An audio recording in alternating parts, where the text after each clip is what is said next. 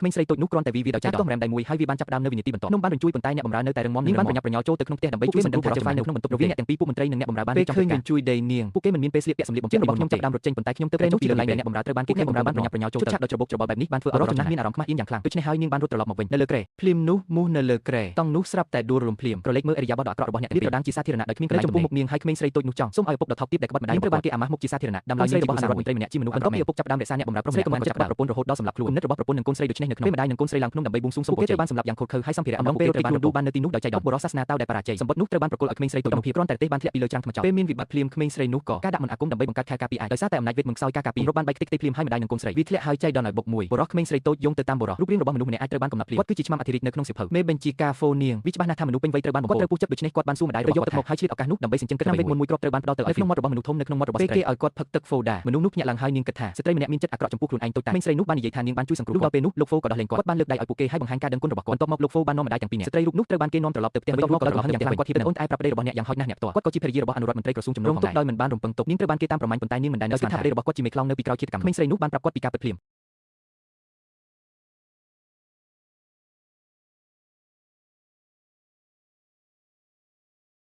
ជាការពិតណាស់ស្ត្រីនោះមិនជឿវាទេគឺក្មេងស្រីតូចនាងក៏បាននិយាយផងដែរថានាងដឹងហើយថាឪពុកគាត់ត្រូវបានចាប់ប្រកាន់ពីបទការជាការប្រឆាំងជាមួយគ្រួសារជីតាខាងម្ដាយរបស់បានស្ដីការរកគាត់កាន់តែជារឿងមិនសមហេតុផលហើយថែមទាំងគាត់ជឿហើយខួរក្បាលរបស់គាត់ក៏ខូចដោយសារក្មេងស្រីនោះបាននិយាយថានាងសុបិនអំពីវាអេសីចាស់បានប្រាប់នាងថាវាទេទោះបីជាគ្មានភស្តុតាងជាក់ស្ដែងក៏ដោយក៏ស្ត្រីនោះនៅតែមិនជឿដែរគាត់ឲ្យចាក់ឥឡូវនេះប៉ាមិនបាននៅក្នុងថ្នាក់រៀនទេប៉ុន្តែបែរជានៅចិត្តទៀតនៅក្នុងម្ដាយរបស់ពួកគេនៅលើក្រែទោះបីជាគាត់មិនជឿក៏ដោយខ្ញុំបានទៅមើលហើយប្រកាសណាស់ដូចដែលកូនស្រីរបស់គាត់បាននិយាយអញ្ចឹងស្វាមីរបស់គាត់ស្នេហាជាមួយមន្ត្រីបានយកដៃខ្ទប់មាត់ដោយភ្ញាក់ផ្អើលចំពោះរឿងនេះហូរចេញពីមាត់នាងឥតឈប់ឈរវាហូរចុះក្រោមនាងចង់ដោយកំហឹងក្មេងស្រីនោះបានទៅរកប្តីរបស់នាងដើម្បីសួរគាត់ថាមានរឿងអ្វីកើតឡើងមកវិញភ្លាមស្ត្រី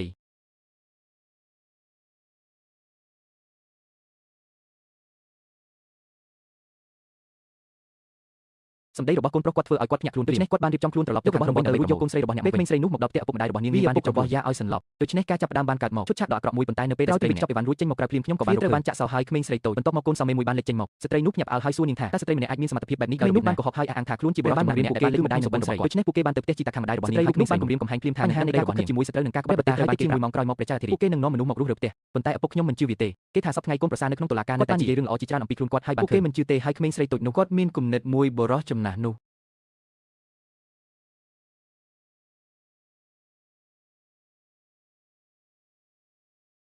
បុរសចំណាស់បានបញ្ជូនមនុស្សឲ្យទៅជីភ្លាមហើយជាយ៉ាងណាក៏ដោយលិខិតក្បត់ជាតិមួយត្រូវបានរកឃើញសម្ងាត់